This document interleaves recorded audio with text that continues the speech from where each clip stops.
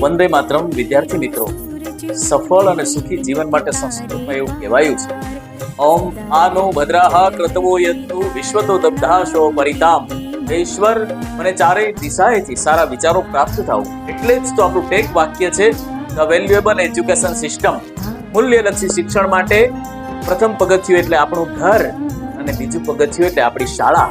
તો પરિવાર, આપ સૌ નવા શૈક્ષણિક સત્રમાં શાળા પરિવાર આપનું રાહ જુએ છે. આપ સૌના સ્વાગત માટે આપ આવો અને આપણે સૌ સાથે મળી અને તમારા જીવનને ખીલવવાનો પ્રયાસ કરીએ. અસ્તુ. જય હિન્દ, જય ભારત. નમસ્કાર. વંદે માતરમ સર્વ વાલી મિત્રો. એવું કહેવાય છે કે બાલ દેવો ભવ. બાળકો એ દેવનું સ્વરૂપ છે.